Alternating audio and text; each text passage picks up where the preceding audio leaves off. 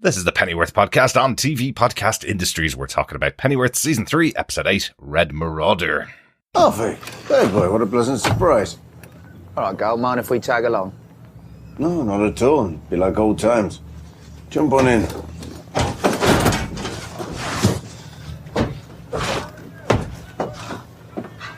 You two all right? I'm fine. Hey, no bother. How about you, Gal? How you feeling? I'm fine, thank you, Alfie. Look at that. We're all bloody marvellous.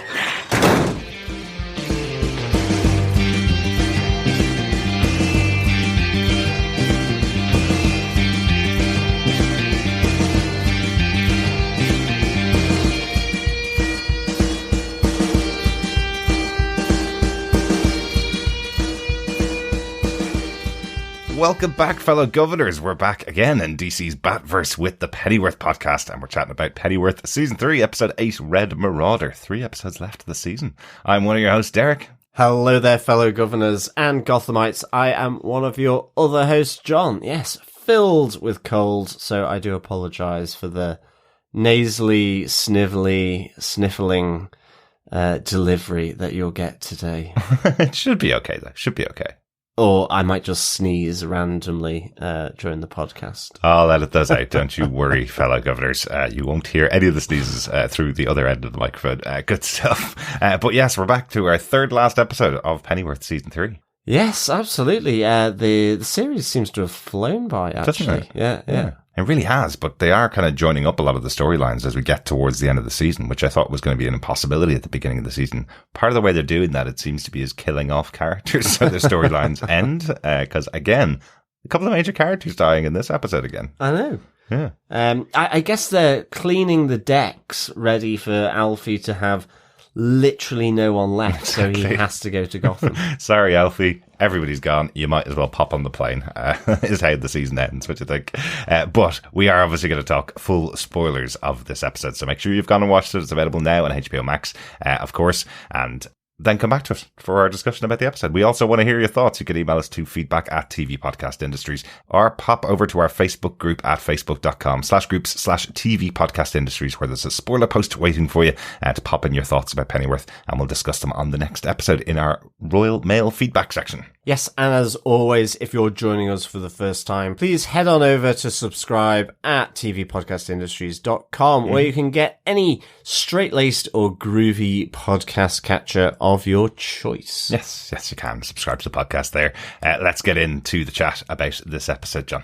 Yes, Derek, who gave us what, were, when, who, and how? Well, the episode was directed by Sherry Folkson. This is our first episode of Pennyworth, but we have spoken about Sherry before because she directed 2 episodes of Penny Dreadful City of Angels, episodes 6 and 7, I think. Yes, very good. That first and sadly only season of Penny Dreadful City of Angels, a show that was really gearing up for a great storyline towards the end of the season, and then unfortunately got cancelled. Yes, very much a slow burner of a season, which I guess these days is sometimes difficult to sell. Yeah, it does seem to not go down very well with the networks when people are expecting that their audience will stay on for a few seasons and then don't get the time to deliver that storytelling. But a great job from Sherry. I absolutely remember those episodes towards the end of the season, really building up to something really cool. Absolutely. So good work there, and great to have her over here on Pennyworth. This episode was written by Hannah Boschy. We spoke about Hannah Boschy before on this show because she was an executive story editor throughout season 2 and season 3. This is the 4th episode of Pennyworth that Hannah Boschy has written as well. Yeah, good stuff. Yeah. John, do you want to tell us what they gave us with your synopsis for Pennyworth season 3, episode 8, Red Marauder? Sure. The British public are up in arms about the increasing number of people with enhancements in the country. Of course, they love Captain Blighty, but there's a problem. His body is starting to give out. With a threatening new PWE taking energy from their central power station, Alfie and Dave Boy are called in by Prime Minister Aziz to make sure Captain Blighty completes his mission to recover the electric-powered PWE. But the boys are a bit off their game. Dave Boy has broken up with his girlfriend Sally, and Alfie has learned that Sandra is pregnant and he's the father. Captain Blighty makes the ultimate sacrifice to keep Alfie alive and take out the threat. Following a wake for their fallen commander, Alfie proposes to Sandra. Meanwhile, Martha Wayne throws herself into her work investigating the new government department, Level 7. Lucius refuses to work with her even though he is the leak that gave her the sensitive information.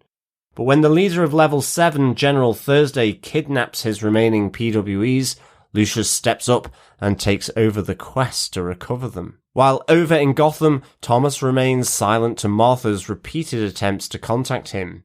But his sister Patricia has returned to London so she can attend another of artist Francis Falk's events. Unknown to the socialite, Falks has been drugging greater numbers of his followers with the lullaby drug, attempting to free their minds to become the blank canvas he so desires.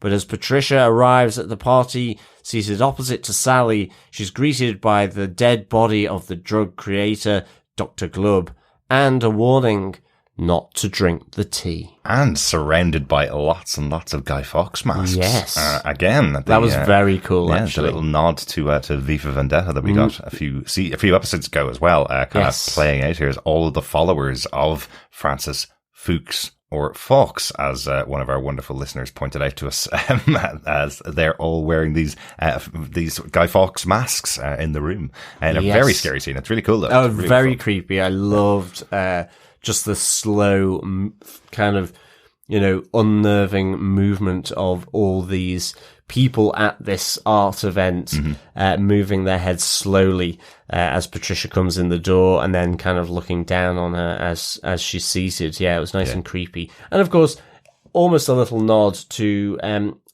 a certain Mad Hatter's tea party as well, with it being a tea party. Absolutely, yeah. But yes, a few bits of that. And I also had a little flash in my mind of the Court of Owls, where they're all wearing these completely unpenetrable masks. Yes. As they look at the person that's in with the room. No expression other than what's on the mask. Yeah. So no idea of what the person behind the mask is thinking or feeling from the expressions. That was very cool. Yeah.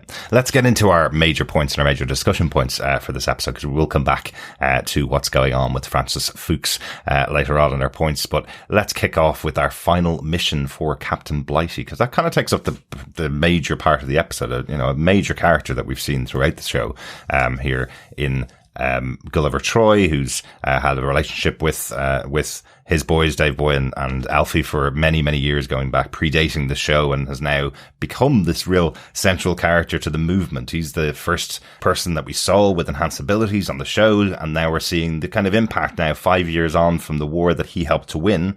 We're seeing that the public in general are kind of turning on the P-dubs, on these people with enhancements, but they still believe Captain Blighty's a good lad. He's the one that won the war for them. But all the rest of the people that are coming up behind him are starting to irritate the general population, I guess. Yeah, and also the effects of Stormcloud that ultimately created Captain Blighty is beginning to really extract its toll on Gulliver Troy. Yeah. I mean, to the extent that you have that really nice kind of moment where really Lucius is saying, I don't have an antidote for this, but I will keep trying and testing with what I have. So, yes, Gulliver Troy is pretty much on the way out, but he is also this figurehead for the defeat of the Raven Union, a figurehead for the new government led by Prime Minister Aziz. So I love that notion from Aziz to, keep Gulliver Troy on track, to do this duty, to continue being that figurehead, to show success in defeating enemies, and more so with, I guess, the public turning against PWEs like we see. Yeah. Exactly. And this is why he brings in Alfie and Dave Boy to come and help out Captain Blighty, to make sure that he doesn't fail in his mission or die in his mission. That's their only job, is to kind of help him out. Well, they failed on one of those counts. They did. But Captain Blighty was successful in his mission. Yes, to take down it was. the PWE, It was that martyr's sacrifice for the greater cause to effectively protect the country from this new PWE called Darren Thompson, who's feeding off the electricity at the power station. So all the way through, we just see everyone's lights flickering off and on as he draws his power through his enhancements from this power station. Yeah. And I'm guessing this is the Red Marauder that's in the title. But I don't know, because it's never mentioned. The show's called Red Marauder, and the lightning that he's shooting out is kind of purple, isn't it? Yeah. So I was kind of thinking he's the Red Marauder, but I I'm never kind of came around to it. I'm guessing, but it's difficult to know. Yeah. Or maybe it's reference to someone else here. But I don't know. I was a little unclear to what the title alluded to for this episode, for sure. But it's much clearer than it was, at least last season, when it was just 60s singers that were in the titles of each episode. So we're trying to make a connection when last season there were no connections at all. Yeah, exactly. So at least there might be some connection there. But I did like this Darren Thompson, because I just loved the fact that he was wearing a tracksuit. He seemed kind of like he'd just, gotten out of his car, out of his normal day, just suddenly decided, right, I need to take on all this electricity. I kind of like the sort of carefree attitude. I must say, I thought some really good, funny moments throughout this whole mission to sort of retake and secure the power station, both in terms of the physical comedy of one of the soldiers coming over to give information to Gulliver Troy, Alfie, and Dave Boy, who's then hit by one of the bolts from Thompson's hands and kind of just out of nowhere and falls down dead. Yeah.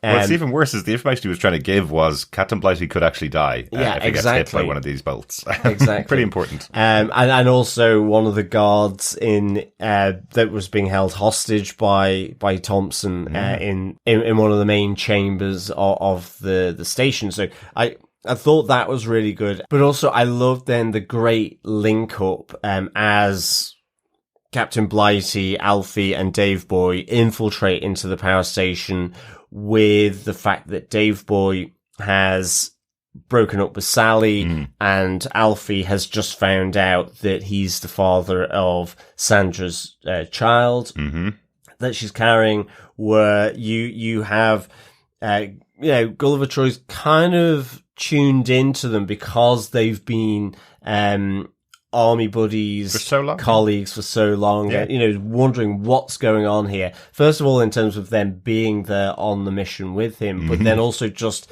they seem a bit distracted. And I do like the fact that Dave Boy effectively says Alfie's going to be a father-to-be. He's just found out about it today. And you just have Alfie completely exasperated, just saying, first you don't tell me when you should, and now you won't shut up about it. Exactly. There's some really other good things, like just some really good comedic throwaway lines here, like Dave Boy around Captain Blighty's uniform, saying it's more of a costume than a uniform. Yeah. Again, just really pointed. I just thought that was really good. Just even with Captain Blighty, being mostly injured from Darren Thompson with his electric bolts, sort of starting to fade and just going, I need a hug. Exactly. It was really good, actually. Nice little poignant moment from the guy that, I remember how violent he was before he was Captain Blighty. He was a pretty violent guy and willing to kill anybody, including Alfie, to get what he wanted before this happened last season. So it is a moment to have him reaching out and effectively saying to Alfie, the future is yours. You've got a child on the way. You need to protect them. And you almost feel like the reason why Captain Blighty sacrificed himself in this moment is to save Alfie, not just to save Queen and Country, as he gets criticised for by it becomes Thompson. more personal. Yeah. And in a sense, it's almost a suicide mission that he wants. I mean, he doesn't say that, and it's not done as that, but it is, we've seen him sort of exasperated by being kept at level 6 with Lucius. We see it here previously where, the toll of Stormbreaker, that chemical that it's extracting from him. You know, it's almost like he just wants to give up and let the pain away, really. Yeah. And so he has nothing to lose ultimately. It is going down in a blaze of glory, which is what this soldier wants. Basically, this is where he wants his end. So to have that is important to him, and I think the added benefit of saving Alfie is kind of helps him along. Definitely. But we close out this kind of section of the story with Captain Blighty winning, taking out the P-Dub. He doesn't save the life of the P-Dub, which is what they wanted. They wanted to bring him in alive, but nobody can do that. He's way too powerful. They have to take him out. But as you say, Captain Blighty dies, and we do have the wake of Captain Blighty at the bar again. Yeah, at the Queen Anne's Revenge. Yeah. Although, again, very poignant, but the thing that tickled me about this was Chadley coming down going, what's going on? There's so much health and safety issues here. With having a body on a bar. Having the body on the bar. So I just really enjoy sometimes how this program and series combines that poignancy with just a bit of almost crass humor. You know, it's just really nicely done. It fits my sensibilities quite well. I'd agree. But not only do they have the wake itself, they also have a national wake almost for Captain Blighty as he takes to the air to tell the entire population of Britain that Captain Blighty has died in the line of duty, and he doubles down on his commitment that they will still work alongside other people with enhancements in the future. So despite these protests that we saw at the beginning of the episode, we see Aziz saying he'll still continue to work alongside other PWEs in the future because they will become really important in their fight against tyranny, I guess is the way he says it. But he's kind of going, the reason why I said it was a national wake is because he does end the speech with raising a glass around the country and asking everybody to raise a glass alongside him for Captain Blighty. So it almost feels like a national wake. And sadly, that's it for Captain Blighty. Raise a glass to the mighty Captain Blighty. Most definitely, yeah. I mean, it's R.I.P. Captain Blighty. He's been there on Gulliver Troy, you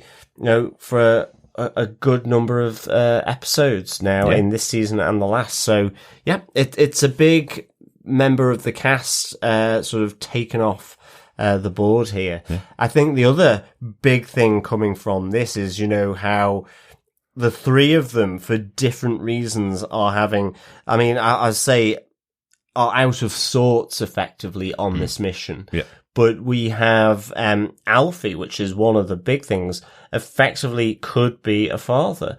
And by the end of this episode, has, and I guess with all the sentimentality coming from the death of his former commander, he goes round to Sandra's to propose to get married. Yeah. So again, very interesting because we don't normally associate Alfred with having a child or indeed a wife from the Bat verse. So this is either something that will happen and be tragically also removed from the board in some way, or given the age, it could be very much something that happens, but something that forms, you know, and chisels Alfred into who he becomes with Batman. Yeah, it's a really interesting one how they align this stuff, because these are all supposed to be the stories of how Alfred became who he is and how he gets to the position that he is. And if you remember the whole thing that we talked about back in season 1, when Esme died, that was supposed to give him the reason to never want to be in another relationship in the future.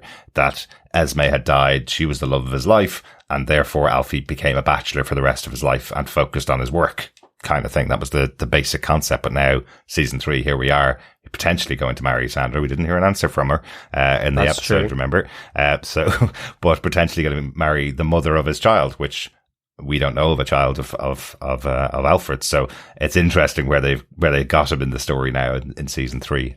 So we'll see how it plays out. Sandra may not be willing to marry him, and it may be they may have a very distant relationship in the future.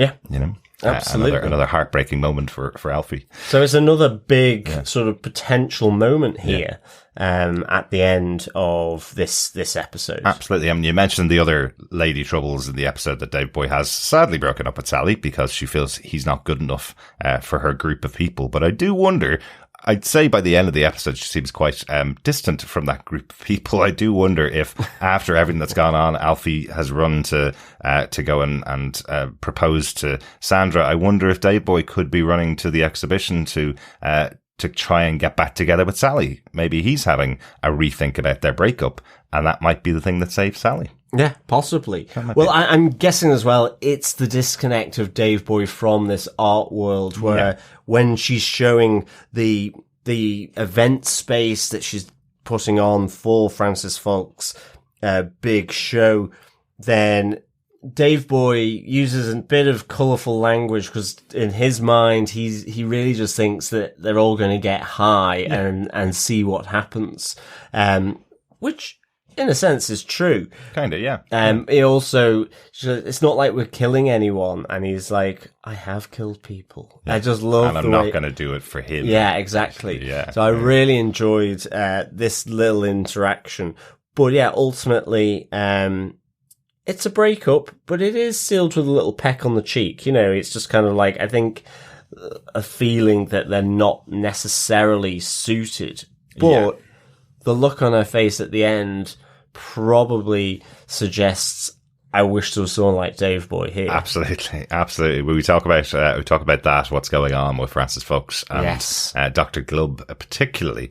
So after Sally's set up this space effectively for the event, we have another heated argument between Dr. Glubb, the creator of this lullaby drug, and Francis Fox, where Dr. Glubb is accusing Francis Fox of misusing the drug that he created. The whole purpose of the drug from Glubb's point of view was to control people's minds, turn them into killing machines, and set them at their foes, set them at the people that you want to kill, and off they can go. Whereas it seems like Francis Fox has been just using it on 2 or 3 people, then 5, then 10, and now he's up to 50 different people.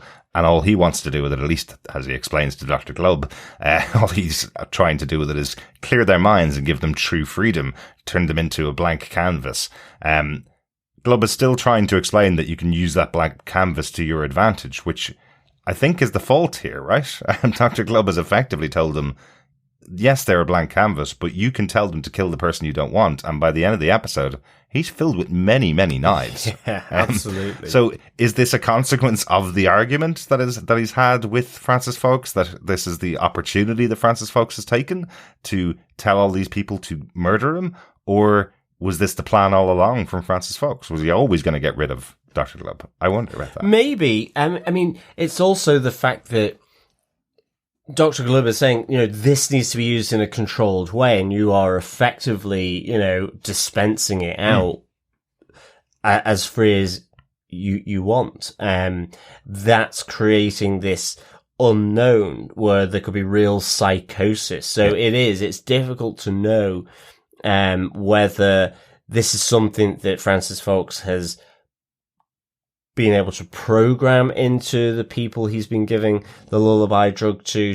kill Dr. Glubb, or whether, given the dangers associated with just this free taking of the lullaby drug that Dr. Glubb is warning him about, that he has just been a consequence of that chaos, that true freedom. It's also the line said by Sally to Patricia Wayne at the end, don't drink the tea. Yeah. So whether there's something in the tea, there is. Whether it's the lullaby drug or something almost as a trigger for the people in the masks. Yeah. I mean, for me, I think just the best thing about this final scene was, as you say, all the Guy Fawkes masks turning around as Patricia comes in as this socialite, you know, carefree, fancy free, sort of looking for a good time.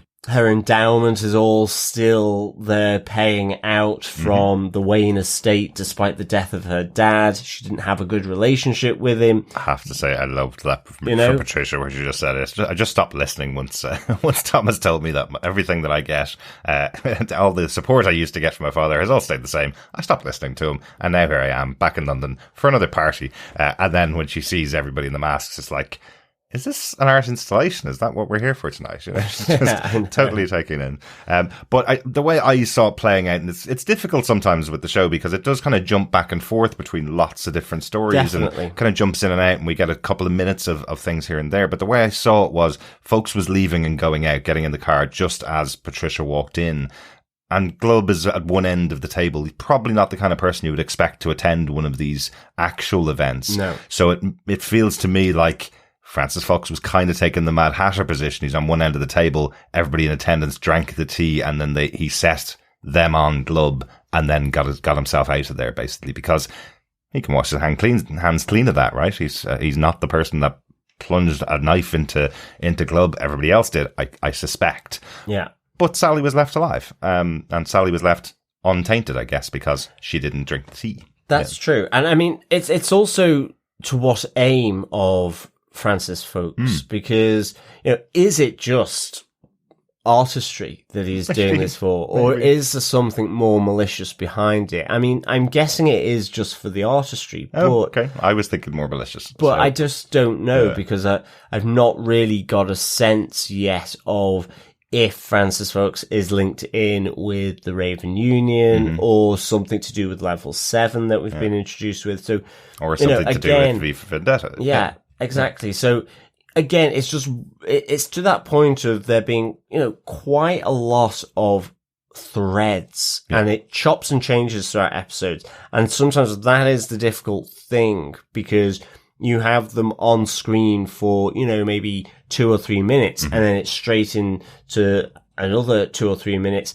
Some of those are longer and form the basis of the main part of the episode, but in a sense, with Francis Fox, we have had very little screen time with him over the last 8 episodes. So at the moment, his motivations, his drive, his possible connections with other people in this story are just not clear here, which in part is intriguing because it certainly with the V for Vendetta masks, it's massively intriguing, but it's also episode 8 and it's starting to get a little frustrating that don't know more about this character. Yeah, you're just really hopeful that, the next episode, half the episode is dedicated to Fox and finding out what's going on with him or something like that. Yeah, well, he's the main storyline. Yeah. And again, it's just having these multiple threads, even just having Level 7 introduced, and so on in this episode, which we'll come to in a minute with General Thursday. It's just, I know it links to the wider PWE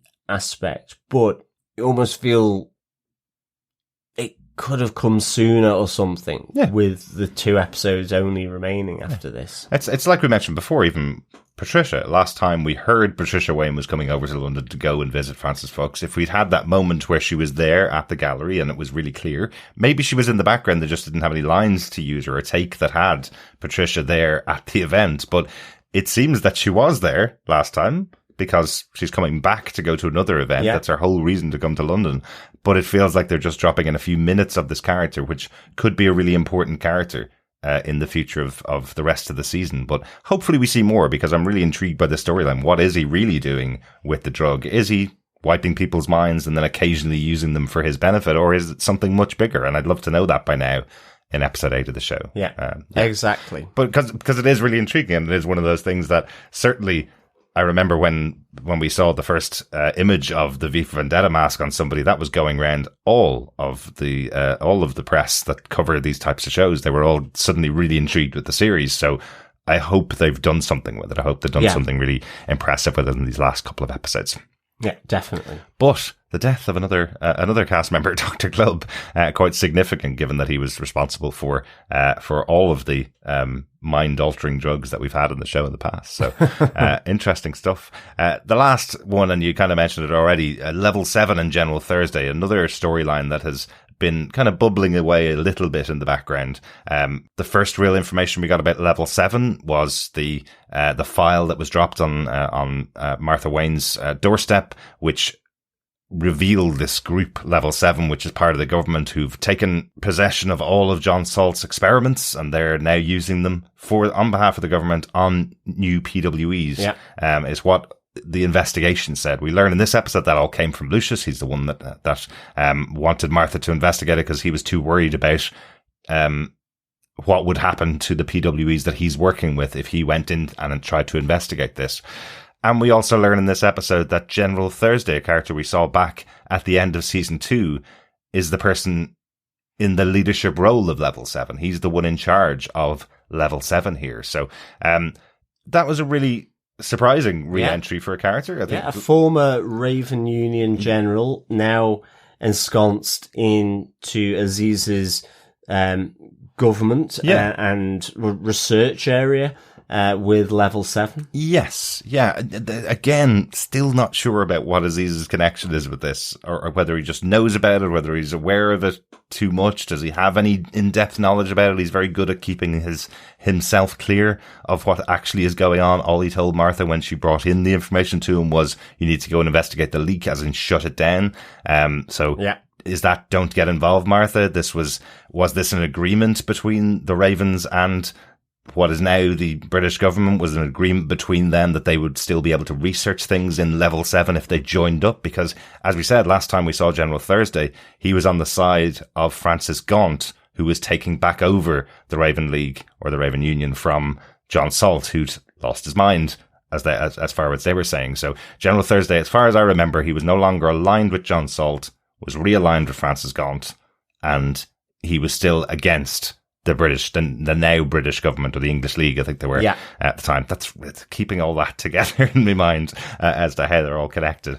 But it seems like he is now leading this covert operation, this level 7, which is now creating a governmental army or a national army out of PWEs. Yeah, and I mean, it's things like Operation Paperclip or something after the Second World War with Nazi scientists and so on coming over, being put in areas of strategic importance for the US, whether it is, for rockets, and the contribution that made to, the NASA space program. Here, it's that similar kind of idea that they're taking that expertise, that talent from the former structures in the Raven Union government and utilizing them for the present. So in a sense, it's weird though, because General Thursday was such an antagonistic presence. Well, he still is. He is absolutely. You're wondering why he got his position over this side. I think there was even a moment last season where all the members of the Raven supported army walked out of the room, and the people that still supported Thursday were only about 3 or 4 people in the room. He was always antagonistic on both sides, but was a leader in the opposition to Aziz's party, effectively, or his group last season. So interesting to see them working together this season. But it's always great to see people come back from previous seasons. It is, and I think what I kind of liked here is, now knowing the figurehead of level 7, having that intro to this episode where you see that the PWEs don't have that public support, the acknowledgement from Martha that having investigated where the leak has come from, it's clear it's Lucius, even though he's still trying to deny it when she sort of reveals that she knows.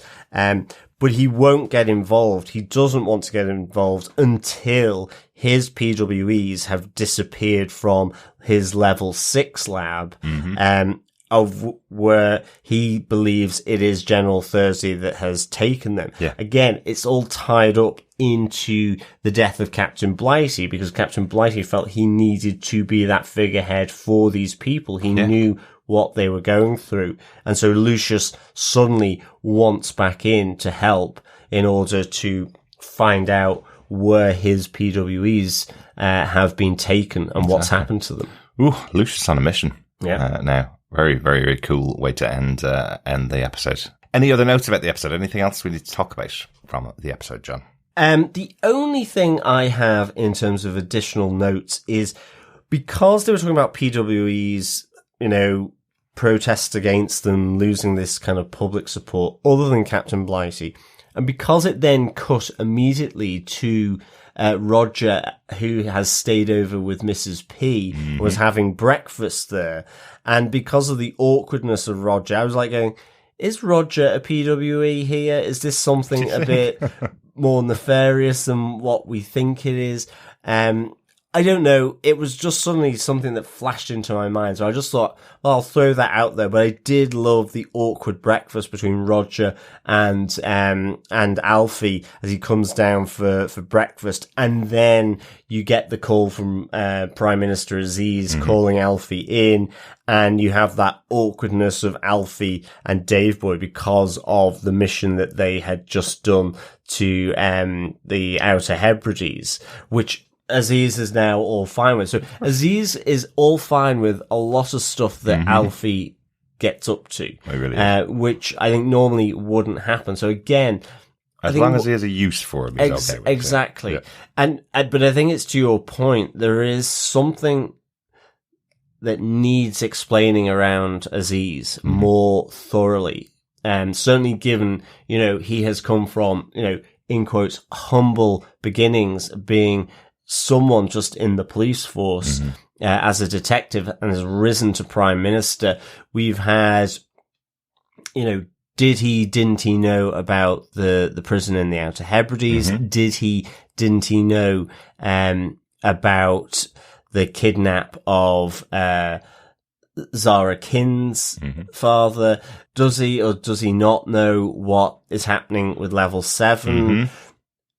So I don't know. There is definitely something with Aziz that is not entirely clear. It's never clear. It's never clear, and he just continues to play this idea of I couldn't know everything. You can't blame me for everything, and I couldn't know everything. But he has to know about a lot of this stuff. He really does. He seems to have missions pretty readily available for Alfie and Dave Boy when he needs them. So yeah, that's really intriguing. As for Roger and the former Mrs. P, we should start calling her Mary now, shouldn't we? That's true. We should. But as for the two of them, I really enjoyed the two of them. They seem to be coming much, much closer. Roger now staying over in the house. Yeah. But yes, you're right. That really awkward moment when you're over with your partner and she's giving out to her son directly in front of you. You cannot get involved. You're way too young in the relationship together to get involved in that discussion. I love how Roger played that. He just is kind of going, I'm saying nothing here, letting you have your argument. And as she walks out of the room, he says, I did tell her to leave you alone. And Alfie's going, you really just didn't even need to say that to me. Yeah. thought that was really enjoyable. We normally do our translations of phrases said in the show that you may not know, but I didn't find many this episode. But I did want to call out, of course, the toast that Dave Boy makes over at the wake for Captain Blighty. In case you don't know it, Sláinte mhath would be a toast from Scotland. In Ireland, we say Sláinte. Very similar thing. It's to life, to health. Effectively, is the toast. Just in case you don't know, it's from actual Scottish or Irish language. So that's the only one I could find. And the only other one I wanted to call out, since we didn't have any other ones to translate, I did want to call out the quote from Dave Boy about Francis Folks, which says, "That guy's a clown, and if he's not a clown, I've never been to the circus." I thought that was a great quote from Dave Boy. Well, and there's the other one. He says, "Tripping your bollocks off," which is effectively getting high as well. Yes, absolutely. That's all he thinks that is going to happen in this artistic event space. Yes, absolutely. Good stuff. Good stuff. Overall, John, what did you think of the episode? How would you rate it? I really liked it. I'd give this 4 short circuits out of 5. Oh, nice. Nice. I enjoyed it. Yeah, it was a good episode. Really, really enjoyed this one. Yeah, with the death of Gully Troy, with just the shocking events at the end, with the event of Francis Folks, with Alfie proposing to Sandra because he's found out he's going to be a father, the intrigue around General Thursday. I just liked how some of this came together, to be honest. But I do feel they need to really kind of coalesce it even more because, there's Thomas in Gotham. Yeah. There's level 7 now. There's Lucius going on his level 7 quest, as though he's a gamer. There's Martha and everything going on. We have what's Francis Fawkes doing, what's going to happen to Patricia. So there's a lot of stuff here that I just wish they might coalesce a bit more. Yeah, I totally agree with you. I feel they probably will coalesce the storylines by the end of the season, but I do think there are things they could have done earlier on in the season to bring them in. It feels like we've got a lot of open storylines that will probably be wrapped up at the end of the season, but it feels like it's going to be really rushed in these last 2 episodes. Just even a moment that we could have had with Peg Sykes getting Julie the baby from Beth Sykes, to close out that storyline of what happened with Beth.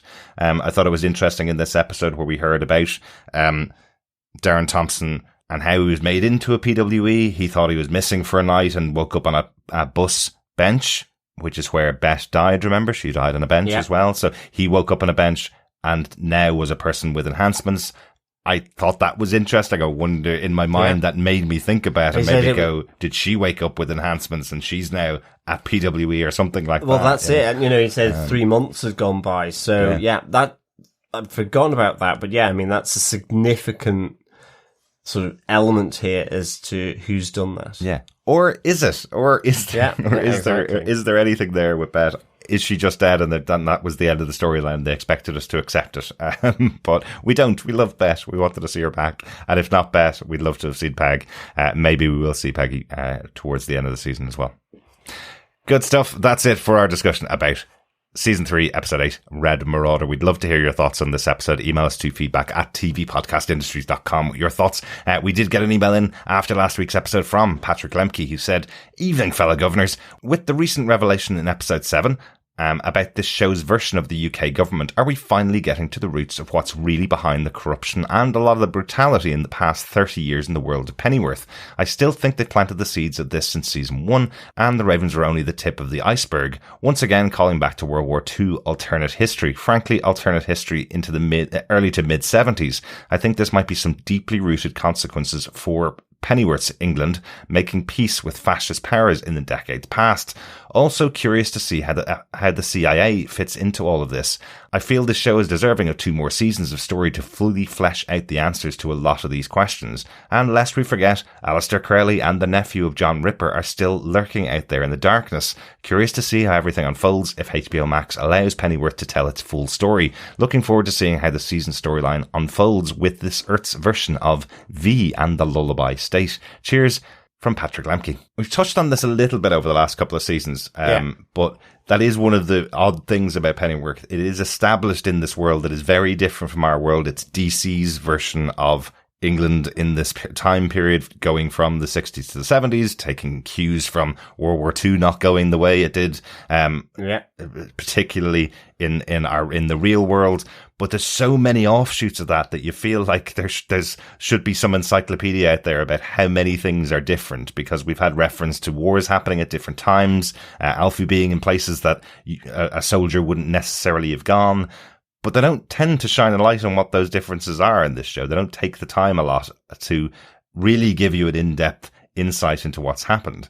Exactly. I mean, I find this fascinating. I think the alternate history side of it, this version of it is having, that authoritarian far-right body politic being, a significant power in England. Mm-hmm. It's not to say it's not been there in reality, but it's almost like taking its cue of if, in the real world, with Oswald Mosley, the leader of the British fascists, and the black shirts, if that had become successful to the point where it was established in government like the Raven Unions. But it's almost taking that thread and saying, what if he was successful? Here's the Raven Union, So it's taking that notion of, as well, those authoritarian states that use their populace. So like these experiments with the PWEs and so on, even though it's not the Raven Union, but they would, in a sense, what we're seeing here is the government of Aziz, but also the kind of on the run government of John Salt were both doing experiments on these people. Yeah. So it's kind of that permeation of even certain ideologies or prejudices, even in the mainstream politics of what and how far you can go in terms of abusing people. Yeah.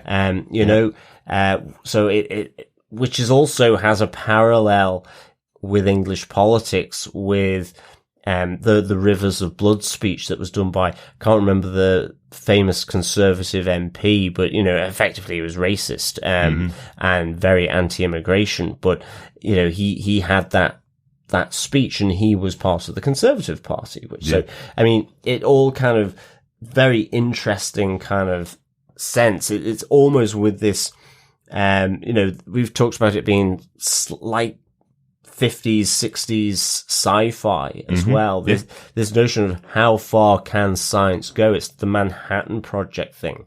Or how far can or should science go if it has a morality or an ethics at its core? So, which at this stage, presumably it's past, at least in the Pennyworth universe. Exactly. It would be really interesting to see where they would take the show for the next 2 seasons, because as I say, it doesn't feel like Bruno Heller and Danny Cannon and John Stevens have any interest in explaining what the differences are to our world, because they seem to reference them. There's little flashes of it, as we mentioned about the whole situation around Miss Kin and her father. In the background to that is that there is a massive area of India that's broken away from the Commonwealth, and it's not really referenced. It's only referenced a little bit in dialogue, but that's quite a huge thing. It's quite a huge change to how the world works now, and they tend to want to tell a lot of stories, but not want to focus on the differences and changes in history. So I feel like it's almost, even if we did get 2 more seasons of Pennyworth, they wouldn't focus on that, and maybe somebody would publish a timeline of the Pennyworth universe in a comic book or in an encyclopedia, even, because there seems to be a lot of changes. And I think that's the only place we'd see those answers. But you're totally right. I love how it's steeped in these changes with to the world. I love how this show always feels like you don't know where exactly it's going to go, because it's so different to how our world went in the real 60s and 70s, just like the comics, to be honest. Good stuff. Thanks so much again, Patrick, for your thoughts. Yeah, thanks so much, Patrick. We also got an email in for last week's episode from Coffee and Vodka. Greetings, fellow brain-bound defenders. Although Mary was barely here this time around, it reminded me that back in episode 5, she and her man friend were dancing in the park to an instrumental version of Delilah. This is Bruno Heller, just saying. As for the rest, it was a bit underwhelming plot-wise, unless of course there will be consequences for Alfie and company dismantling a secret political prison and shutting down its psychic fence. Did enjoy much of the banter as always, and it's always great to see Sally Phillips as the warden. As one of my favourite character actors, she played the menacing caregiver wonderfully. This one was a hard underlining of the transition from Alfie the adventurer to Alfred the surrogate father and butler of Bruce. A solid ending with closure to the Zara storyline, with Alfie joining Charlie Brown as a good man. He is a good man, He Alfie is. Pennyworth. Although I did find the lost 10 years between being swept under the rug a bit mystifying. All in all, not bad. 3.5 father and daughter reunions, red flags, and Hansley unalarmed manholes out of 5. Peace and take care. Coffee and vodka. Why would you alarm the manhole if you're driving people insane by having the psychic fence? That's the point, right? It's a prison without walls. It's a manhole cover without an alarm, because you hopefully will banish them with messing with their minds with the psychic fence. That's all. But really, really interesting points, Coffee Vodka. And interestingly, you said that it could have been better if this led into something this episode. Once again, I'd say with this show, that was the adventure last week, and Aziz is willing to go, well, actually, we're not even going to talk about it. We'll just reference that you did your mission to Scotland. Yeah. It's fine. I mean, I think in the wider scheme of this, it's about how a PWE, given this episode, is being used against his will to the extent that he's being asked to be killed by Alfie. Yeah. And it's also, as you mentioned, Coffee and Vodka, that progression, that transition of Alfie to Alfred, and everything that comes with that, for sure. Exactly. Good stuff, Coffee and Vodka. Thanks again for your thoughts on the episode. One final piece of feedback that we got in over on Facebook from Jamie Lawton on last week's episode. He just to say, he said, in the early 70s, my father was in the RAF based in Kinloss up in Scotland. So Dave Boy saying, having a jobby in a proper loo is a phrase I'd not heard for a very long time. See, a bit of a nostalgia coming from wonderful phrases from Dave Boy. Excellent. And I also saw a message from Salim McKisler over on Facebook saying he's almost up to date. He's on episode 1 of season 3, and he only started season 2 last week, I think, or the week before. Yeah. So well done. You're almost here with us, Salim. We're still a couple of episodes ahead of you, but I'd say by the time we finish off the season, you should be all caught up. So, good stuff. Thanks for joining us on our fun ride for Pennyworth. And thanks to everybody else for sending in your feedback to us for the show. We do want to hear more of your feedback as the season goes on. We've got 2 more episodes to go. Send in your thoughts on anything up to episode 8, and we'll read them out on our chat about Pennyworth season 3, episode 9, Rag Trade, next week. Yes, fellow governors, make sure you stay subscribed to the podcast on any podcast catcher of your choosing.